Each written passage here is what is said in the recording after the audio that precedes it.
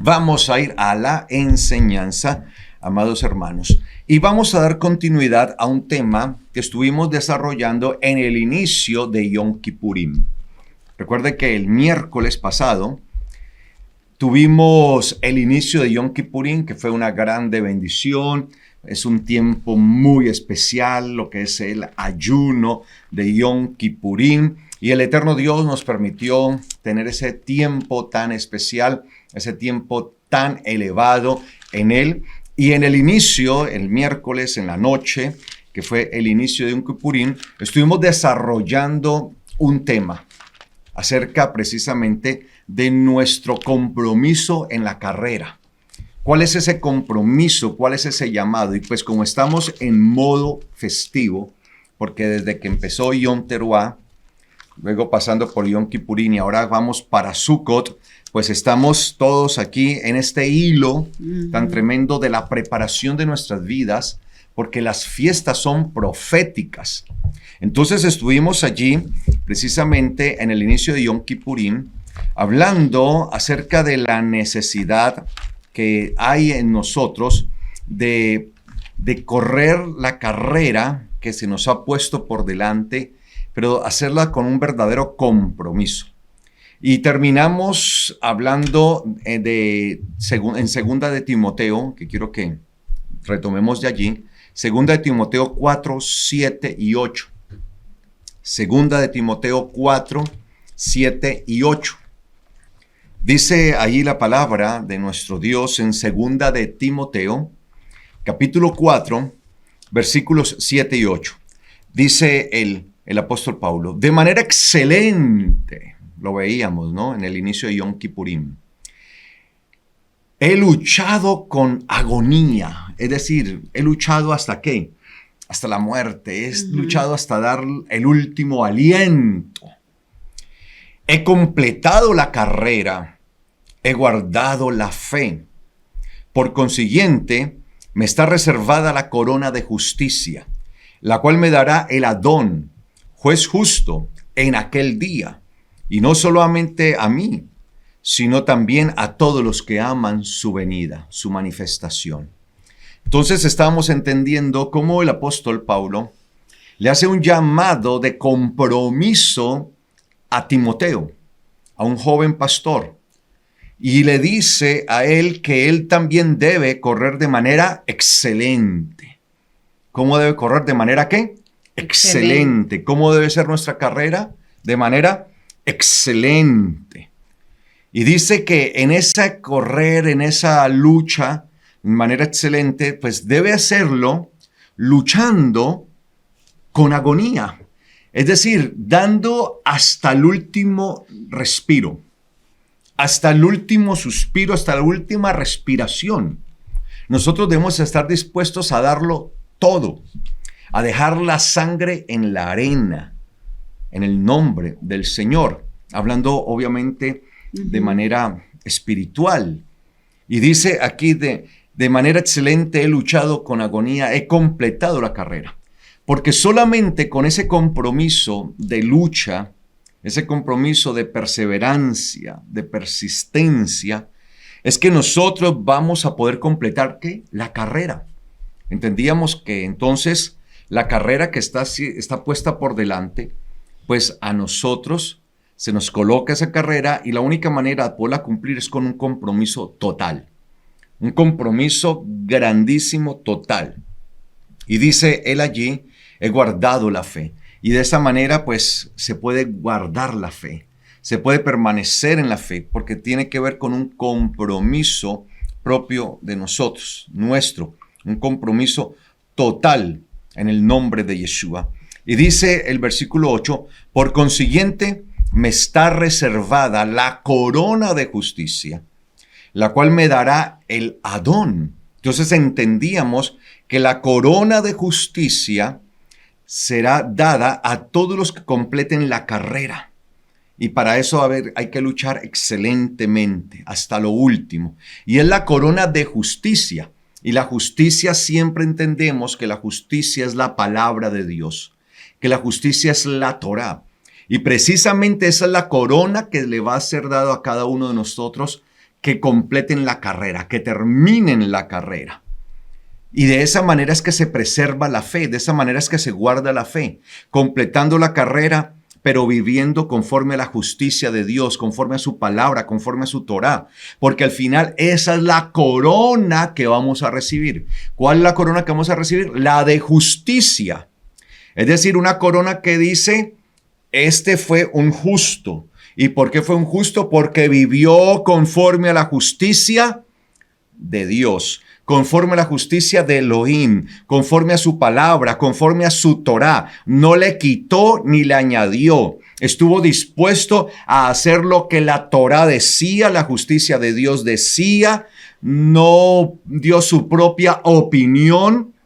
No dijo, esto sí me conviene, esto sí lo hago, esto no. No empezó a sacar excusas para no vivir conforme a la justicia, sino que corrió, luchó vehementemente, lo dejó todo en la carrera, lo entregó todo por vivir conforme a la justicia. Entonces esa es la corona que vamos a recibir, la corona de justicia. ¿Y quién pondrá esa corona sobre nosotros? Precisamente el Adón. ¿Quién es el Adón? Yeshua. El Adón, que significa amo, dueño. Es el Adón. ¿Y quién es él? El juez justo.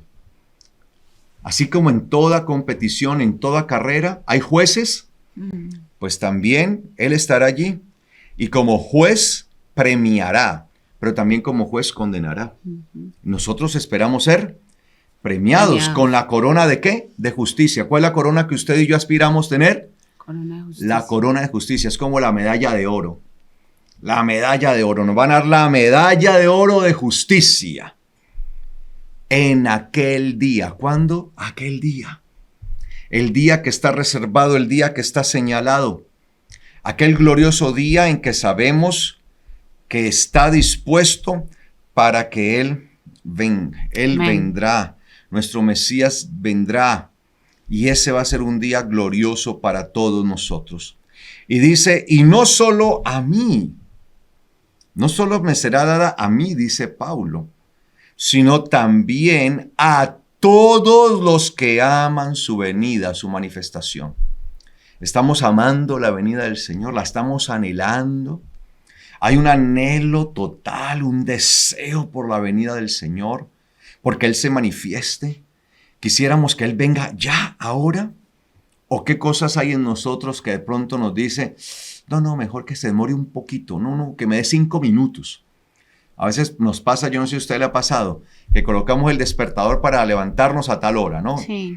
Y suena el despertador, ¿y qué decimos? 5 minutos. 5 minuticos más, 5 minuticos. Y no sé si le ha ocurrido alguna vez que esos 5 minuticos se vuelven en 1 hora. 1 hora, 2 horas, cuando se levanta, ¡Dios mío! Me cogió la tarde. Señor, me van a echar del trabajo. Padre mío, no voy a llegar a la cita. Y ¿cuántas personas les ha pasado eso y han tenido problemas, han perdido citas, han tenido problemas en sus trabajos? Porque 5 minuticos. No, que sonó el despertador y eso inmediatamente se levanta. Yo sí tengo esa costumbre, que si tengo que levantarme con despertador, suene y de una vez, porque no, sigo derecho. Claro. Luego me quedo dormido 2 horas. Entonces, hermanos, es eso, que no estemos diciendo, no, 5 minuticos más, no, ¿cuáles 5 minuticos? ¡Ya! ¡Es hora! En el nombre de Yeshua, que fuera ya, sería lo mejor. Si fuera en este momento, uy, Dios mío, qué bendición, qué gloria que fuera ahora, amados hermanos, ya. Obviamente es cuando el Padre Eterno designe, pero lo anhelamos nosotros que sea ya. Entonces estuvimos viendo esto en el inicio de Yom Kippurim, y esto se conecta con 1 Corintios, capítulo 9, versículo 24. Dice, ¿acaso no saben que los que compiten en un estadio, realmente todos están corriendo, pero solo uno obtiene el premio? Corran, pues, de tal modo que lo obtengan. Mire lo que dice. Entonces, mire que el apóstol Pablo siempre usaba todas estas figuras usaba las figuras de los tribunales, de justicia, de los estadios, de los coliseos, de las olimpiadas, de las carreras. O sea, él trataba de dar el mensaje de muchas maneras. Aquí vemos que Pablo era muy pedagogo, ¿no? Claro. Era un hombre que intentaba usar cualquier cosa. De hecho, hasta en Atenas usó un espacio dedicado al Dios no conocido. Uh-huh. Después de ver una cantidad de ídolos allí, al Dios no conocido, y usó ese, porque él intentaba de todas las formas poder llevar ese mensaje del Evangelio. Claro, entonces él ahora, precisamente él le ha hablado, le ha dicho a Timoteo que debe estar dispuesto a correr, a darlo todo, a dejarlo todo para completar la carrera. Porque solamente los que logren completar la carrera son los que podrán tener la corona de justicia. Uh-huh. Y ahora aquí en la carta a los Corintios, precisamente él les dice a ellos, compitan. ¿Acaso no saben que los que compiten en un estadio, sí, porque desde allá vienen este tipo de competencias, en una pista, en un estadio, allí, realmente todos están corriendo, pero solo uno obtiene el premio? Corran pues de tal modo que lo obtengan. Ahora nos dice, ustedes deben correr de tal manera que deseen ser los primeros. A mí me enseñaron que después del primero todos son últimos. Sí, esa es la realidad, sí, claro. Entonces, amados hermanos, tenemos que correr y competir. Claro, nosotros no competimos los unos contra los otros, entendamos esto. Mis hermanos no son los rivales. Nosotros competimos es contra ¿quién? Contra el mundo. Entonces, cuando él está diciendo esto, que corramos para obtener el premio y que lleguemos de primero, no es que yo voy a correr de tal manera que voy a dejar tirado a mi hermano en la fe. No, porque es que cuando el Señor venga, Él no va a venir por una persona. Él va a venir por una asamblea, por una congregación, por una kehilá. Eso es lo que va a hacer el Mashiach. Claro. Él viene por su congregación. Pero el propósito es que nosotros corramos de tal manera que seamos primeros y que obtengamos el premio, ¿sí? De tal manera que dejemos tirado y rezagado ¿a quién? Al mundo. Es al mundo al que debemos dejar rezagado. Entonces, así como en el estadio, decía él, así como en un estadio, todos están compitiendo, pero solo uno obtiene el premio. ¿Quién es el que obtiene el premio? Pues el que llega ¿de qué? De primero. De primero, y si llega de primero es porque dejó rezagados a los demás. Entonces, no se trata de que vamos a dejar rezagados a nuestros hermanos, entonces nos vamos a dejar rezagados a unos a otros. Entonces, el que llegue de primero, ese solito se salva. De resto, todos son últimos. por no haber llegado de primeros, menos entonces no. se condenan. No, aquí nos vemos es como un solo cuerpo. Claro. Tenemos que aprendernos a ver como un solo hombre. Entre todos, o sea, todos nosotros somos un solo hombre, un solo cuerpo. Y ese hombre tiene que correr de tal manera que ese hombre sí tiene que llegar de primero. Ese sí tiene que llegar de primero para llevarse el galardón. De tal manera que deje rezagado, que deje atrás al resto, que es lo que representa a quién, a este mundo, a las cosas que no son propias del eterno Dios. Entonces, para nosotros poder llegar de primeros en la carrera, pues tenemos que correr más rápido que como corre el mundo, más rápido que el pecado. A veces el problema es que nos dejamos alcanzar muy fácilmente del pecado. Y el pecado nos llega, nos alcanza y hasta ahí, ¿sí? Y nos dejamos alcanzar muchas veces. Nosotros si nos vamos a dejar alcanzar de algo, que sea de la bendición de Dios. Como dicen, estas bendiciones te alcanzarán. Ese sería de verdad el propósito en nosotros. Entonces él dice, corran pues de tal modo que lo obtengan. O sea, que corramos de tal manera que seamos nosotros los que nos llevemos el premio, que seamos nosotros los que obtengamos ese galardón. Entonces esto nos obliga a correr más rápido que el mundo, a ser más rápidos, más ligeros que el mundo.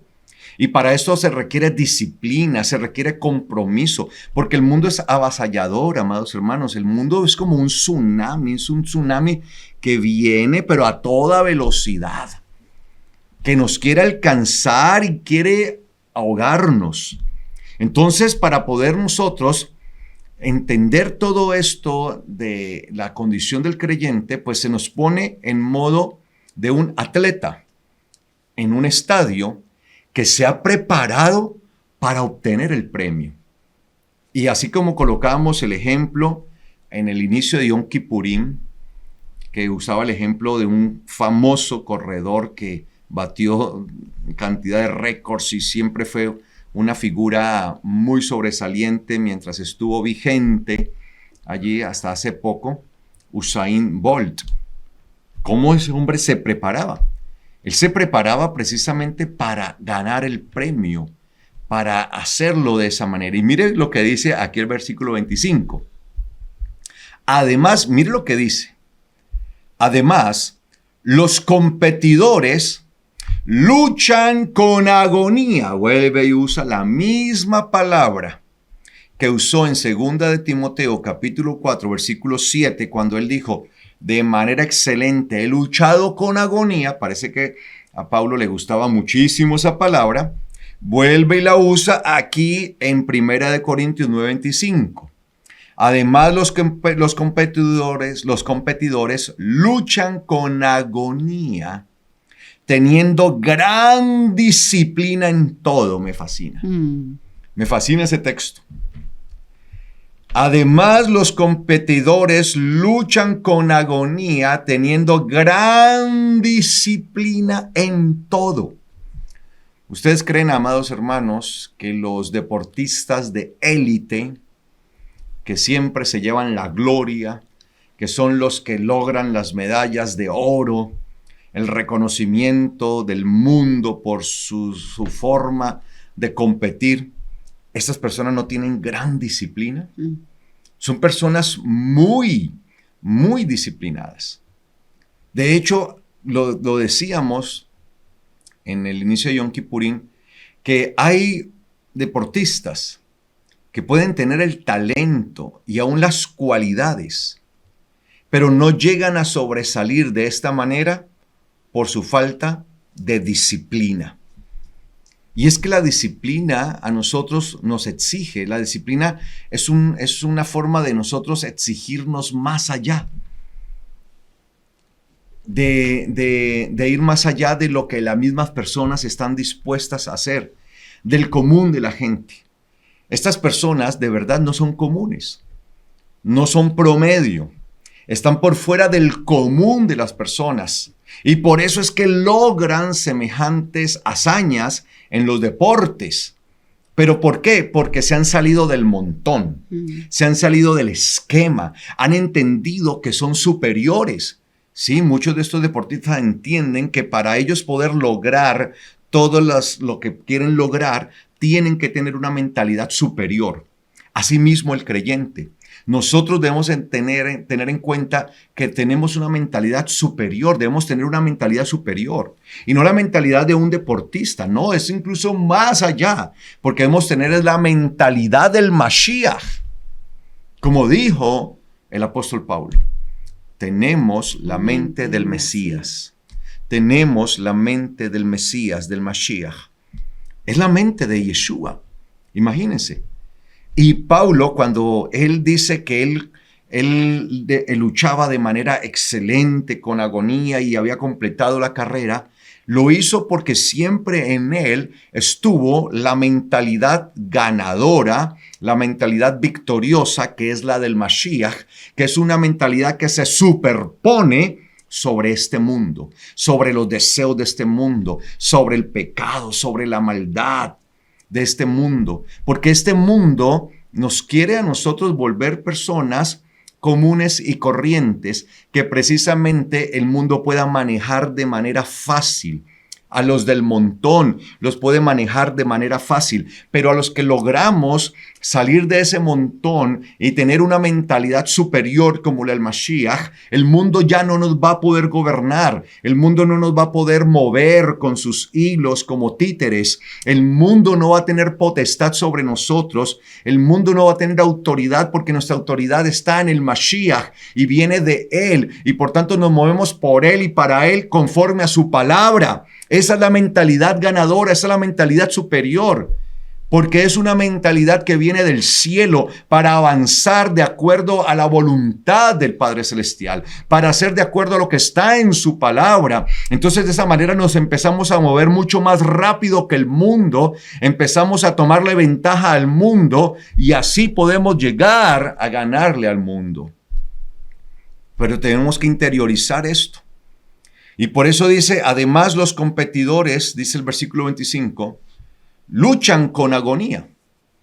Si uno quiere llegar a obtener algo, la lucha debe ser a muerte. Debe ser hasta darlo todo, hasta la última respiración, con agonía, con todo, teniendo gran disciplina. Gran disciplina. Y por eso, amados hermanos, es que cuando nosotros venimos al Señor, Él empieza un proceso de disciplina en nosotros. Y por eso dice la palabra que porque Él nos ama, por eso Él mismo, ¿qué? Nos disciplina y la disciplina no es mala. De hecho, demuestra que somos hijos, porque a los hijos no se les deja sin disciplina. Es a los bastardos, pero a los hijos no. Y sigue diciendo el apóstol Pablo, sin embargo, en realidad, ellos, los competidores, lo hacen, dice, para obtener una corona corruptible, una medalla corruptible. Puede ser de oro, pero es corruptible. Una corona, en aquel tiempo dan coronas, hoy dan medallas. Una corona corruptible. Pero nosotros lo hacemos, ¿por qué? Por una incorruptible. Es decir, Eterna. nosotros, ¿por qué estamos compitiendo? Y no estamos compitiendo entre nosotros, que quede claro. La competencia no es con mi hermano. Entonces yo voy a avanzar más rápido que mi hermano y lo voy a bajar y si le puedo meter un codazo para que quede. No. Yo no compito contra mi hermano. Yo compito del lado y de la mano de mi hermano, de la mano de mi prójimo, de los que estamos allí, que creemos en Yeshua, creemos en su palabra, en su testimonio, creemos en la Torá. Entonces vamos, antes nos vamos exhortando y nos vamos animando los unos a los otros. ¿Contra quién es que con nosotros competimos? Contra el mundo, no se olvide esto. Su hermano no es su competidor, es el mundo. Al mundo es que tenemos que ganar, amados hermanos. Es a ganarle al mundo. Y por eso dice que ellos, los competidores, los atletas, pues, ¿por qué tienen ese esfuerzo? Mire, se esfuerzan y sacrifican cantidad de cosas. Se sacrifican un montón y hacen de verdad grandes sacrificios tremendos que realmente muy poca gente está dispuesta a hacer. Por eso es que son muy pocos los que se llevan estos galardones, ¿no? No para todo el mundo está esto. Porque los sacrificios que ellos tienen que hacer son muy altos. Entonces están dispuestos a dar lo que, todo. Y también ejercer una gran disciplina en sus vidas. La disciplina, no, yo voy, el alimento, el descanso, nada de cosas que le vayan a dañar, de hacer actividades que no sean propias para su entrenamiento. Entonces ellos lo hacen y se someten a esos regímenes tan duros, tan fuertes, con el propósito de obtener una corona corruptible, una medalla corruptible. ¿Sí? Pero nosotros lo debemos hacer, es porque lo hacemos, estamos compitiendo por una ¿qué? Que dure eternamente. Es por una corona incorruptible. ¿Cuál es esa corona? Recordémoslo. Segunda de Timoteo 4:8, la corona de justicia. Sí, sí. ¿La corona de qué? De justicia. La corona de justicia. Por una corona. ¿Por cuál corona es que estamos nosotros compitiendo? Estamos haciéndolo con gran disciplina, teniendo una mentalidad superior que es la mentalidad del Mashiach, corriendo contra el mundo para no permitir que el mundo nos alcance y que el mundo haga estragos en nuestra vida, sino que nosotros permanezcamos en esa disciplina del Señor de vivir conforme a su palabra. ¿Por cuál corona estamos compitiendo? Por la corona de justicia. Ujú. Justicia. Recordemos que la justicia es la Torah de Dios. La justicia es la palabra de Dios. Entonces, si se nos da esa corona, es porque con eso se nos está diciendo que nosotros vivimos de manera justa, es decir, conforme a la justicia de Dios, que es su Torah, que es su palabra. Por tanto, dice el versículo 26 de 1 Corintios 9, la manera como debo correr, dice Pablo, por tanto, la manera como debo correr no es a tientas, no es a ciegas. ¿Usted se imagina un competidor corriendo con los ojos vendados a ciegas allí? ¿Dónde estará? No, pues va a ser muy difícil.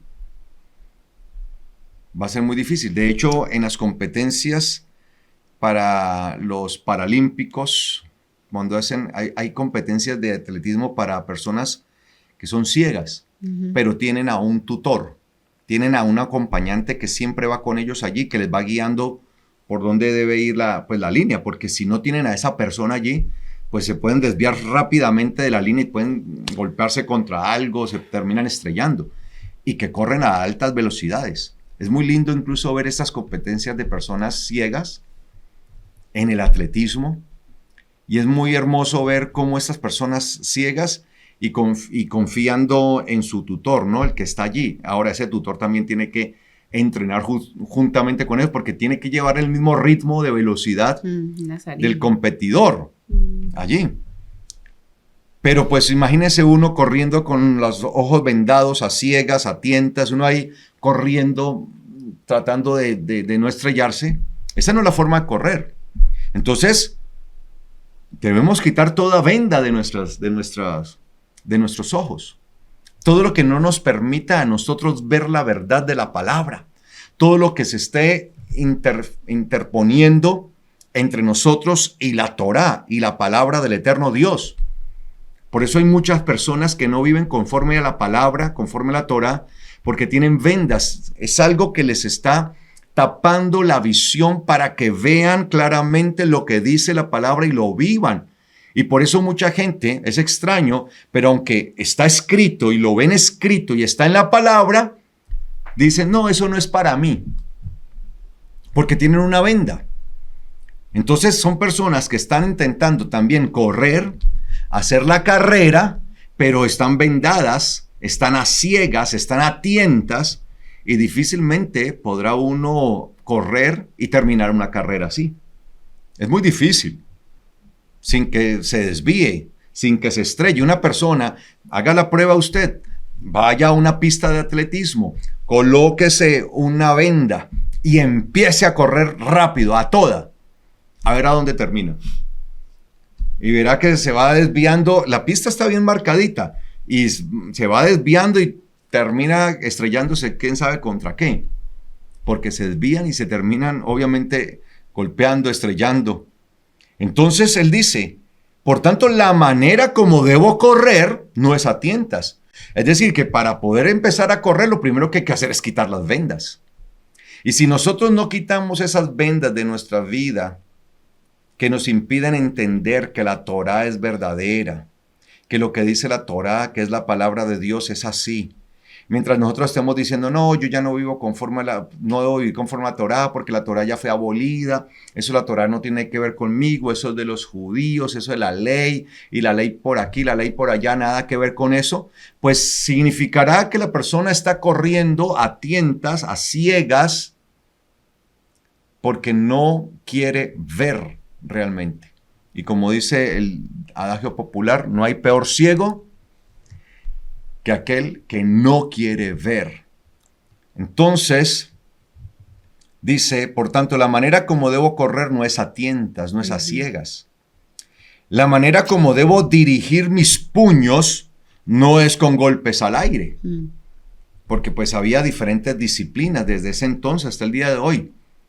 Hay una disciplina que es la del boxeo, por ejemplo, la lucha, boxeo, y en la cual pues se lanzan los puños. Y cuando usted ve a un boxeador entrenando, pues usted no lo ve lanzando solamente puños al aire. Por lo general hay unos costales, hay algunas cosas, hay unas peras, bueno, eso tienen sus nombres técnicos. Y con eso, sí, ensayan ahí como si fuera el rival. Y contra el costal ese están Saco, allí, sí. el saco, sí, están allí, o las peras que ponen allí y están allí. ¿Por qué? Porque necesitan entrenar con algo que de verdad, sí, sus puños puedan tomar resistencia. Pero uno pues mandando solo puños al aire, no creo que con eso se vaya a desarrollar mucha resistencia.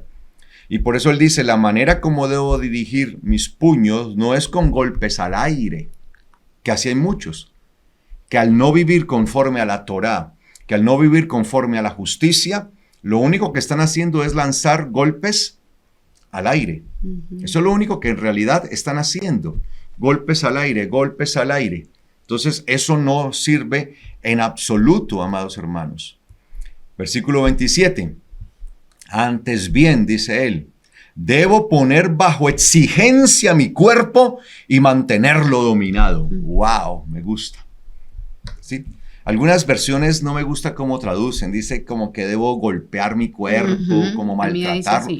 Pues sí, es que la disciplina de los deportistas requerirá como que sobreesfuercen muchas veces el cuerpo. Y a veces el cuerpo sale lastimado en algunas de esas, en algunas ocasiones. ¿Por qué? Porque los deportistas tratan de llevarlo al máximo, al tope, más allá.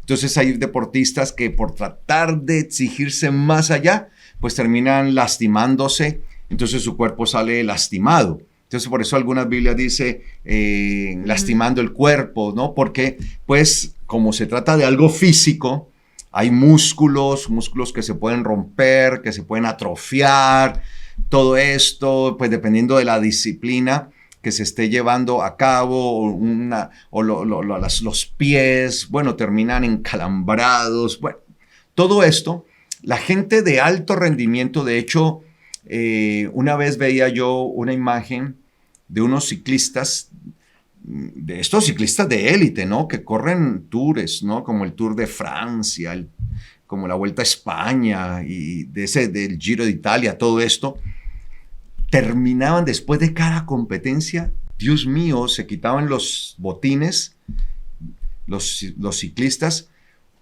pero terminan, pero atrofiadísimos, sus espaldas, sus piernas, sus pies terminan, pero una cosa de verdad bastante fuerte, que por eso pues al otro día como que quisiera renunciar y decir ya no más.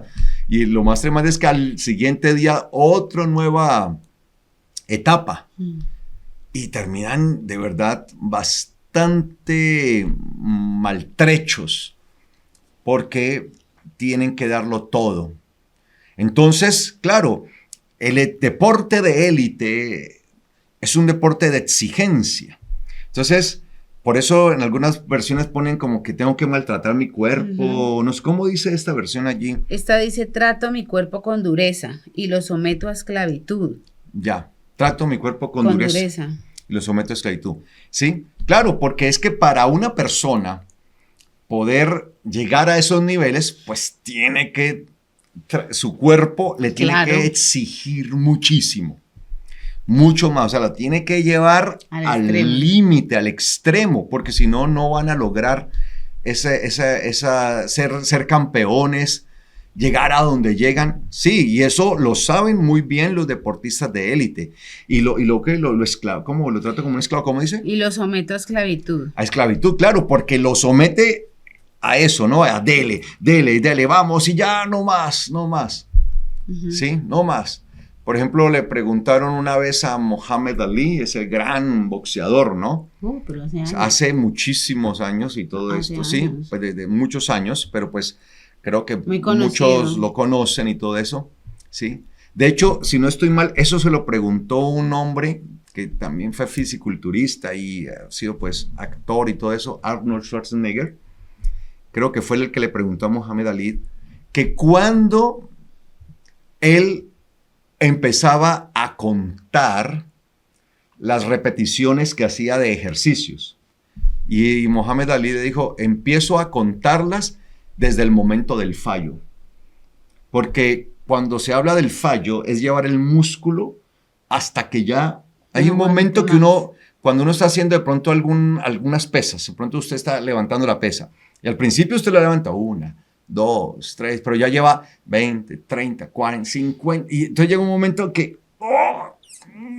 y ya usted siente que el músculo ya no va a poder. Entonces él decía, empiezo a contar a partir de allí. Ay, Dios. A partir del fallo empiezo a contar. O que empezaba a contar, pues que él empezaba a contar a partir del fallo. Y se supone que el fallo es cuando ya uno dice no más. No puedo, ya. Ya no más. El fallo es que ya no más. Y él dice, yo empezaba a contar a partir del fallo. Entonces uno dice, bueno, pero ¿cómo así? Si era el fallo, pues se supone que ya no tenía más. Entonces a partir de ahí empezaba a contar cuántas hacía, ¿no? Entonces, claro, son hombres que llevan a sus cuerpos al extremo porque tienen un objetivo claro y es ser campeones del mundo, llevarse las medallas, ellos. Entonces someten a su cuerpo a una exigencia terrible, lo esclavizan, como dice en esta versión, voy a usar esta versión, lo esclavizan a ese sentido a que vamos, lo someten ahí, dele, hágale, no se canse, no más. Y el cuerpo tal vez está diciendo ya no más, yo no más, pero en la mente no, puedo más, otra más. Entonces, eso es. Yo lo tengo acá traducido de esta manera. Antes bien, debo poner bajo exigencia mi cuerpo y mantenerlo dominado. Porque es que se tiene que tener dominio y control del cuerpo. Se pone al cuerpo bajo una exigencia. Porque es que este cuerpo, esta carne, amados hermanos, ¿es dada a qué? No, pues. A las cosas del mundo. Es dada al pecado. Hay una propensión a esto, claro. Si nosotros le damos rienda suelta a nuestra carne, amados hermanos, terminamos haciendo lo que ni siquiera nos imaginábamos que llegaríamos a hacer. Esa es la verdad. Sí. Sí. Si nos dejamos desbocar, como caballo desbocado ahí que perdió los frenos y todo se fue, esta carne termina haciendo de todo. Por eso hay que ponerlo a la carne bajo exigencia. Esa exigencia espiritual. Me voy a exigir a cumplir los mandamientos. Me voy a exigir a vivir conforme a la palabra. Me voy a exigir. Sí, claro, uno le tiene que exigir.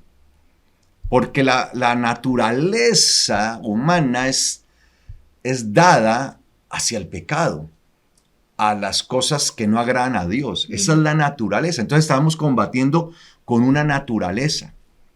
Que es, por eso la Biblia, el apóstol Pablo usa mucho esta expresión, el hombre natural. Y precisamente él dice, el hombre natural no entiende las cosas del Espíritu. Y para él son locura. Eso es algo inentendible.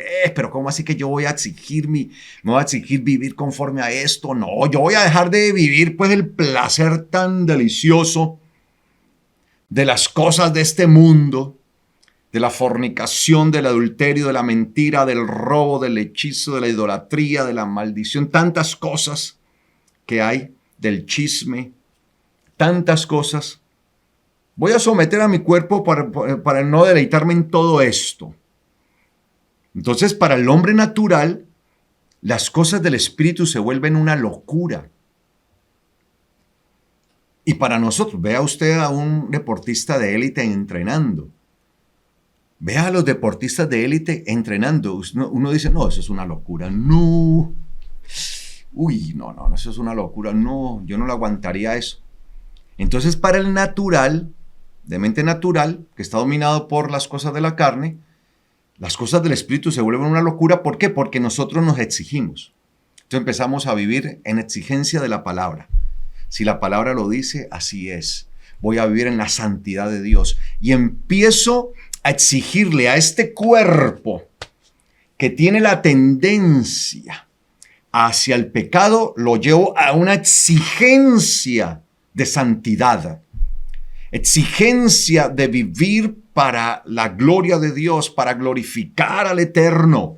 Que mi cuerpo sea un templo de gloria para Elohim, de gloria para el Padre Eterno. Entonces, por eso él dice, el apóstol Pablo dice, antes bien, debo poner bajo exigencia mi cuerpo y mantenerlo dominado, bajo dominio. Sí, nosotros tenemos la potestad y la autoridad de parte de Dios para que este cuerpo mantenga dominado.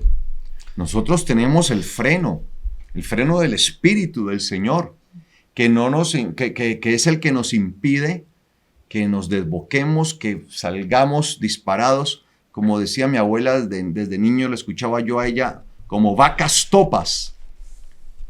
Las vacas topas, que eran las vacas que de repente, por una cuestión que le sucede a las vacas, una malformación o algo así, de pronto salen corriendo y se llevan todo por delante. Y no importa si hay alambrado, se llevan el alambrado y en medio de ese correr despavoridas y ese correr sin sentido, pues terminan lastimándose y hasta matándose. Entonces nosotros, dice, antes bien debo poner bajo exigencia mi cuerpo y mantenerlo dominado, bajo dominio. ¿Cómo vamos a mantener nuestro cuerpo, nuestro ser? Bajo dominio. Mire lo que dice él. No sea que por algún motivo,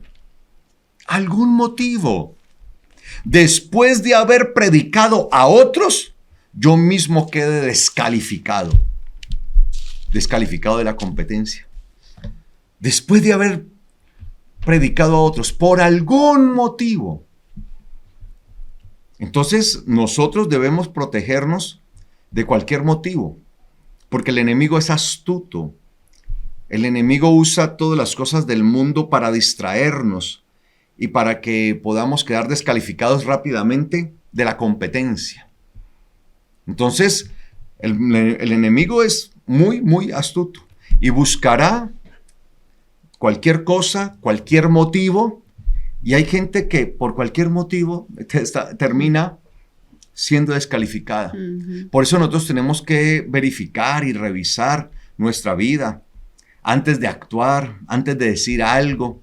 Si de verdad hay un motivo real para tomar de pronto cierta actitud, para tomar cierta respuesta ante una situación, si realmente es un verdadero motivo que hay. Porque a veces el enemigo nos coloca unos motivos que uno dice, pero qué cosas tan triviales, y terminamos cayendo en esos motivos. Triviales. Son cosas que no tienen ni siquiera sentido. Y a través de eso terminamos nosotros envueltos, embaucados por el enemigo, y cuando nos vemos nos ha tumbado y nos tiene descalificados. Entonces por eso él dice que él mantenía el cuerpo bajo constante exigencia y lo mantenía dominado, no sea que por algún motivo,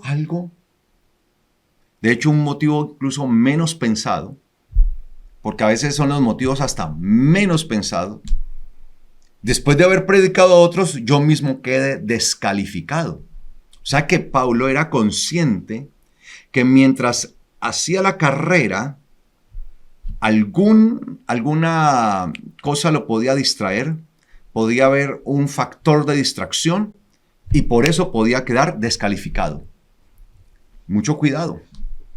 ¿Cuáles son los factores de distracción que puede haber en nuestra vida que nos pueden llevar a quedar descalificados? Y él dice, no puede ser que después de haberles predicado a otros, terminé yo descalificado. O sea, a los otros a los cuales prediqué, que empezaron a correr también juntamente conmigo, eso sí, siguieron adelante en su carrera y a mí me descalificaron.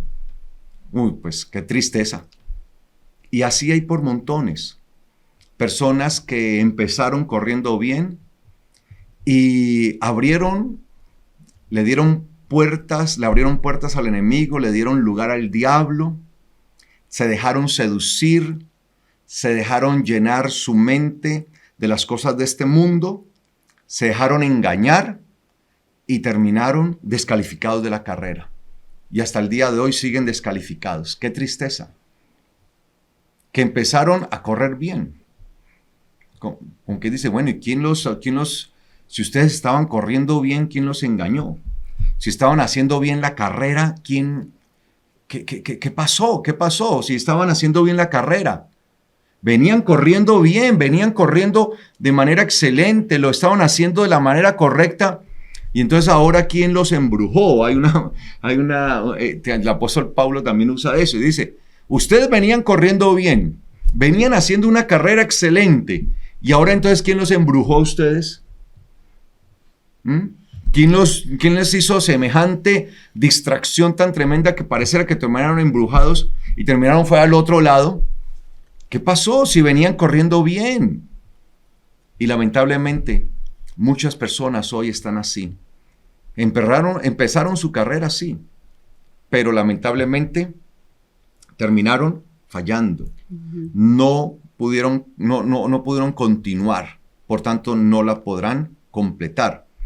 Y dice él aquí, entonces dice, por algún motivo después de haber predicado a otro, yo mismo quede descalificado. Que nosotros no vayamos a quedar descalificados de la carrera, amados hermanos, porque eso tiene que ver con lo espiritual. Y de ahí las palabras de nuestro Mashiach. Mire lo que dijo Yeshua en Lucas 13.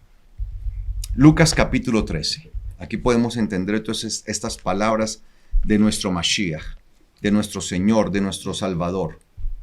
Lucas capítulo 13, versículo 22. En adelante. Lucas capítulo 13, versículo 22. Dice así. Y prosiguiendo hacia Jerusalén, pasaba por todas las ciudades y aldeas enseñando el Señor, Yeshua. Entonces alguien le dijo, Adón, Señor, dueño, amo,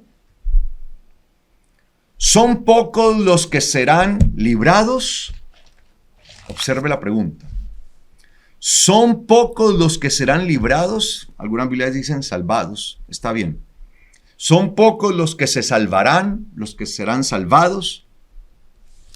Él entonces les dijo, mire la respuesta que dio Yeshua ante la pregunta que le hacen, si van a ser pocos, y pocos es cantidad mínima, reducida.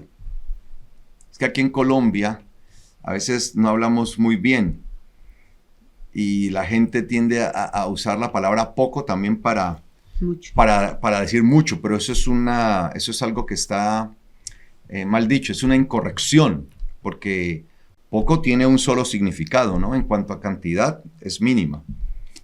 Entonces aquí en Colombia, eso llegó un poco de gente, para referirse que llegó mucha gente. Hombre, está la palabra mucho y usa el antónimo. Eso llegó un poco de gente. En otros países, yo creo que, sí, o sea que llegó poquita. O sea que llegó, no hubo buena asistencia, porque llegó un poco de gente, pero aquí en Colombia, y sobre todo por la expresión, un poco, porque le hacen, un poco de gente, refiriéndose a que llegó muchísima gente. Entonces, aquí le hacen la pregunta a eso, son pocos, pero pocos en cantidad de verdad mínima, los que serán salvos, los que serán librados. Él entonces les dijo, Yeshua les dijo, luchen hasta la agonía, la misma palabra, vuelve hoy se presenta. Entonces mire que venimos con esa palabra de luchar hasta ¿dónde? Hasta la agonía. La misma palabra. Luchen hasta la agonía. Entonces no es el apóstol Pablo el que está intentando meramente decir en realidad, luchen hasta la agonía. No, ¿es quién? Yeshua. En realidad Yeshua es el que había dado esta orden. Es Yeshua el que nos había dado esta instrucción. Luchen hasta la agonía, hasta darlo todo, hasta el último suspiro, hasta la sangre, hasta la vida. Luchen hasta la agonía por entrar por la puerta angosta. Entrar por la puerta angosta, que es la que conduce a la vida eterna. Para entrar por ella hay que luchar hasta la agonía, que era la práctica que tenían los competidores comúnmente para poder ganar en las competencias. O sea que el Mashiach también nos pone a nosotros en un orden como de competencia. Quieren entrar por ahí, por la puerta angosta.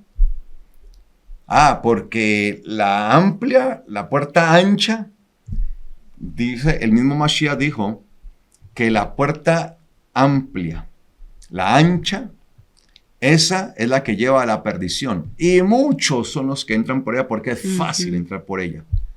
En cambio, la que conduce a la vida eterna, que es la puerta angosta, hay que luchar. No simplemente es ir allí caminando por caminar. No, es una carrera. Y en esta carrera se requiere disciplina. En esta carrera se requiere dominio. Se requiere ese control en el nombre de Yeshua. Y por eso nos ha sido dado su espíritu. Por eso dice que uno de los frutos del espíritu es el dominio propio, el autocontrol. Pero no porque yo me controle a mí mismo, sino que por medio del espíritu logro controlar mi carne. Entonces necesitamos de esto para poder entrar por la puerta angosta, que es la que lleva a la vida eterna y es por medio de la cual terminaremos recibiendo la corona de justicia. Entonces, los que van a recibir la corona de justicia, ¿por cuál puerta van a entrar? Por la puerta angosta. Y para poder entrar por esa puerta angosta, pues hay que luchar y luchar hasta la agonía, hermanos amados. Eso es lo que nosotros debemos entender. Entonces, luchen hasta la agonía por entrar por la puerta angosta. Allí hay que entrar por la puerta, ¿qué?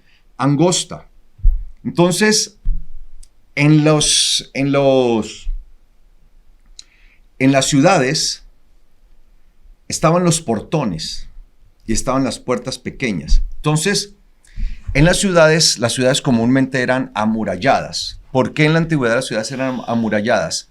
Para evitar el asalto de grupos traficantes y de grupos bárbaros y gente que quería venir a hacer de pronto algún daño o también resguardarse de otros reinos, ¿no? Entonces era una forma que habían diseñado precisamente para evitar los asaltos, para evitar que llegaran bandas de asaltadores, entraran a las plazas, asaltaran a todo el mundo y se iban, salían corriendo, porque las condiciones eran diferentes de pronto a las que nosotros vivimos hoy en ese tiempo, aunque eso no estoy diciendo que no haya bandas de asaltadores.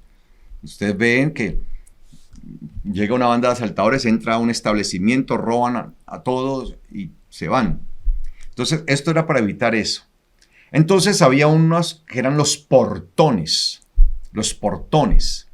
Entonces, estaban los portones que eran las puertas amplias. Y estas puertas permanecían abiertas en el día para que la gente entrara y saliera cómodamente y se pudiera ejercer el comercio. Pero, por lo general, las bandas de asaltantes entonces acostumbraban a hacer sus asaltos en las noches, donde no fueran vistos, donde pudieran estar precisamente ocultos por la misma oscuridad, porque pues no contaban en aquel entonces con alumbrado público, no había electricidad, entonces pues era la noche cuando era muy densa, pues era más fácil camuflarse y poder entrar. Entonces, ya antes de que cayera el sol y se oscureciera, se cerraban los portones. Sin embargo, había un acceso que era una puerta pequeña. O sea, se cerraban los portones, pero era una puerta pequeña. Sin embargo, algunas de estas puertas pequeñas eran tan pequeñas que la persona, para poder entrar, tenía que agacharse y entrar casi de rodillas. Y lo hacían de esta manera para evitar así, precisamente, y era una puerta que podía caber una sola persona. O sea, cabía una sola persona. Entonces, si llegaban algunos, porque pues en la noche no llegaban multitudes de personas, porque pues claro, la gente sabía que de hecho era muy peligroso estar por fuera. Entonces cerraban los comercios, se cerraban los portones y todo el mundo a sus casas. Pero había de pronto que alguien llegaba, entonces tocaban, siempre estaba allí pues un portero, personas que estaban ahí encargadas.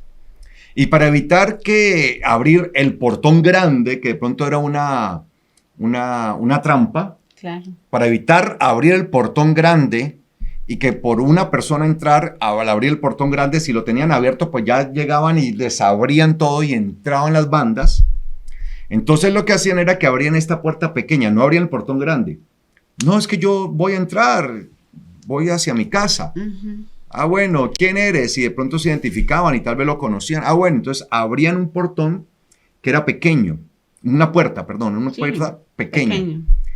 Pero era tan pequeña que por lo general obligaba a la persona a entrar casi de rodillas.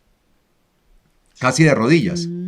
Esto como una estrategia para que si era una persona, un asaltante, pues no tuvieran la oportunidad que iban a abrir.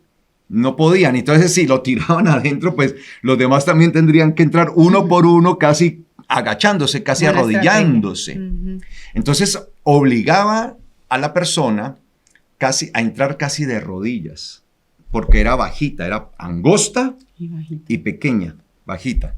Entonces, al hacer angosta y pequeña, obligaba a esto. Por eso, de alguna manera, el Señor estaba haciendo la comparación de la puerta angosta, porque para poder entrar por la puerta angosta, uno casi tenía que arrodillarse, tenía que doblarse, inclinarse. Entonces, la persona tenía que bajarse, porque era bajita en altura y era angosta. Entonces, la persona tenía que tomar la posición de doblarse y entrar doblado allí. Y no era mucha la gente que acostumbraba a entrar en la noche por allí. Entonces, por eso la puerta angosta es la que lleva a la salvación, porque para uno poder entrar al reino de los cielos debe estar dispuesto ¿a qué? A doblarse, a doblegarse. Pero para poder entrar por allí también hay que estar dispuesto a luchar con agonía para entrar por la puerta angosta. Sí, entonces debe haber un doblegamiento de uno, debemos estar dispuestos a bajar la cabeza, debemos estar dispuestos a quebrantarnos, a doblegarnos delante de la presencia de Dios. De eso se trata la lucha agónica, amados hermanos, esa lucha agónica que nosotros damos, pues se trata de doblegarnos nosotros. Ah, ¿quieres entrar? Listo, lo puedes hacer por la puerta angosta, que es la que va a llevar a la eternidad. Ah, bueno, voy a entrar, ya se te abrió. Uy, pero yo no quepo por ahí. Si se agacha, sí. Si se dobla, sí. No, pero es que no me quiero doblar, soy de dura cerviz, de duro espalda, tengo el cuello muy alto, endurecido. No, tiene que doblegarse. Tiene que doblegarse. ¿Quieres entrar por allí? No hay otra forma, doblégate. Entonces, se obliga a la persona a doblegarse. Esa es la lucha agónica. La lucha agónica es con nosotros. La lucha agónica es con doblegarnos, es con nuestro yo, es con nuestro ego. Nosotros somos nuestro principal rival en la competencia.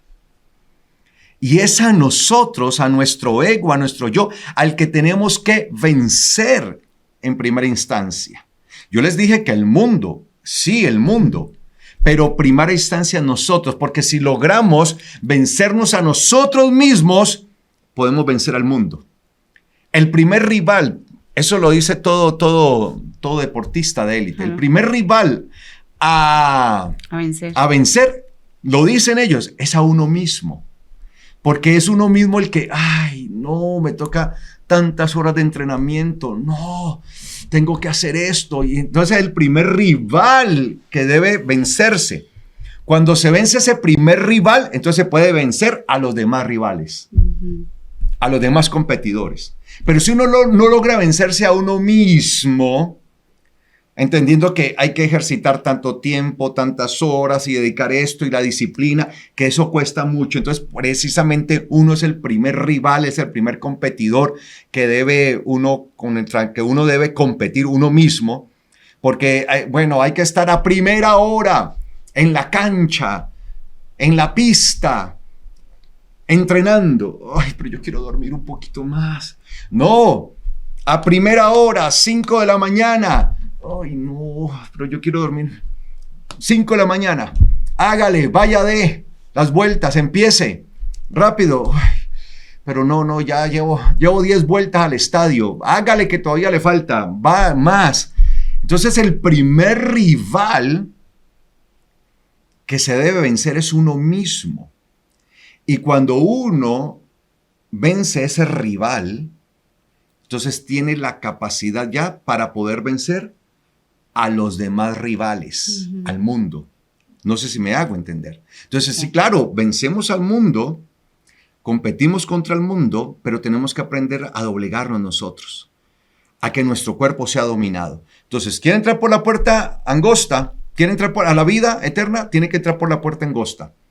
Y lo primero que la persona tenía que hacer para poder entrar por esa puerta angosta era doblegarse, agacharse.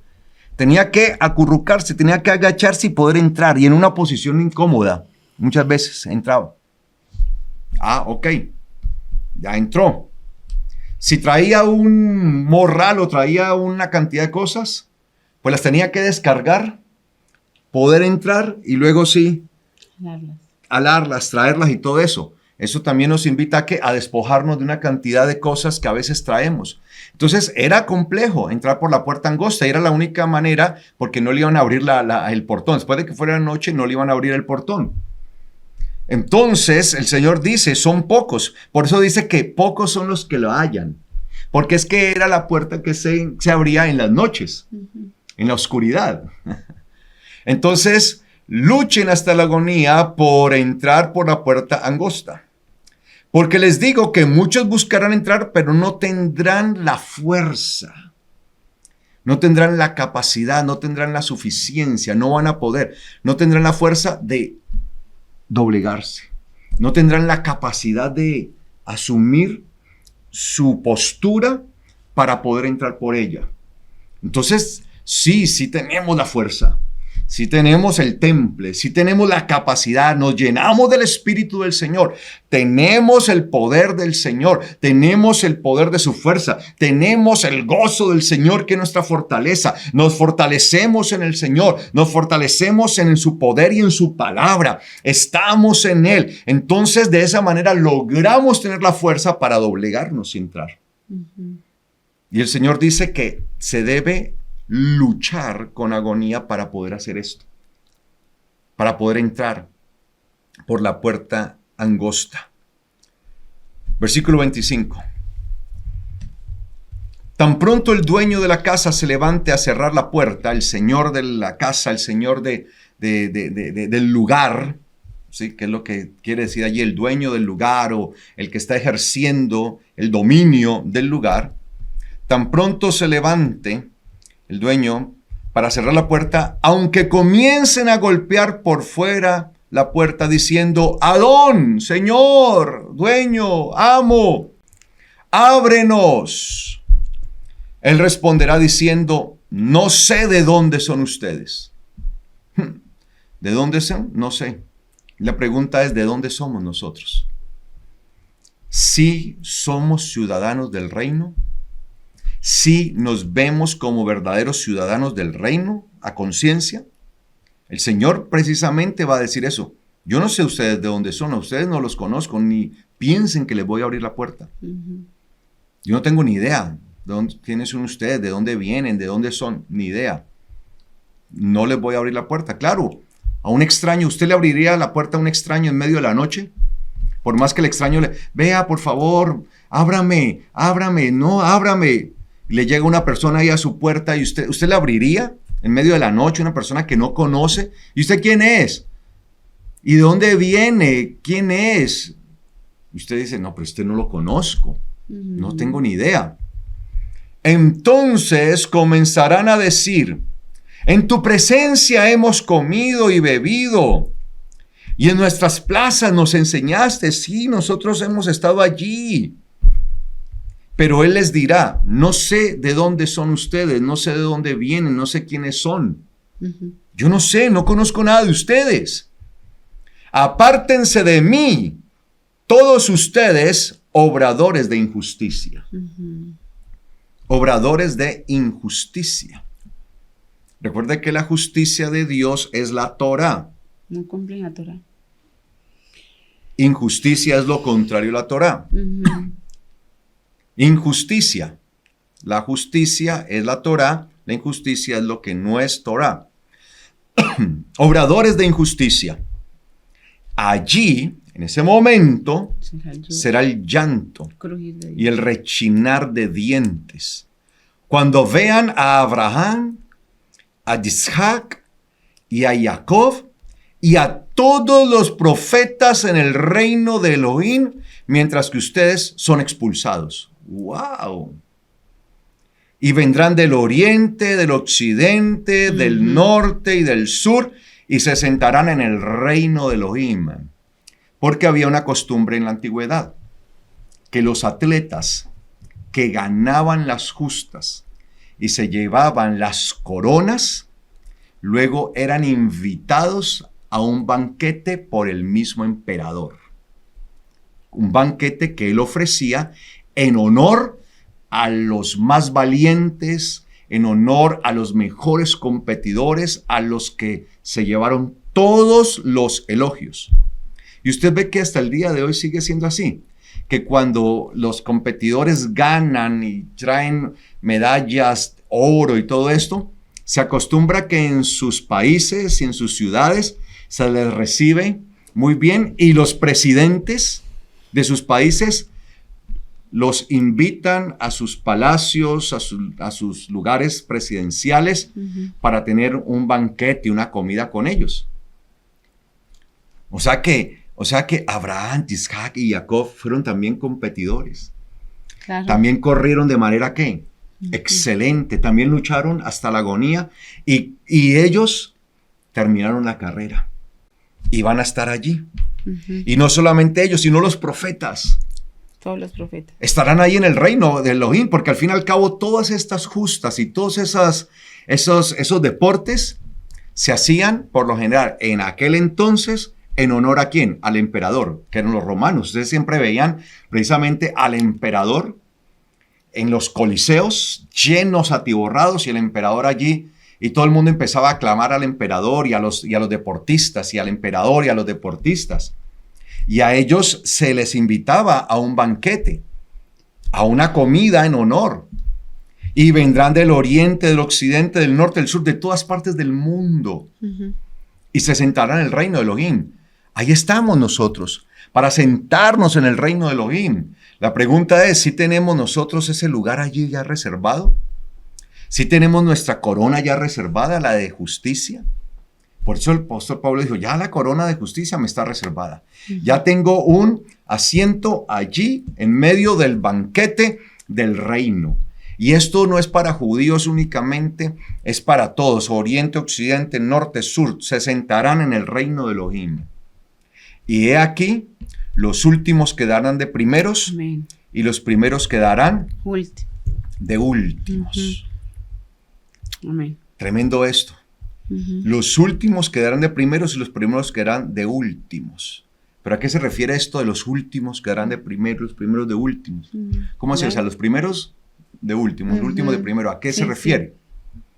Bueno, con la ayuda del eterno Dios, esto lo seguiremos viendo el día de mañana, si el Señor así lo permite, porque recuerde que estamos en modo festivo, modo Moadim, las fiestas del eterno Dios. Amén.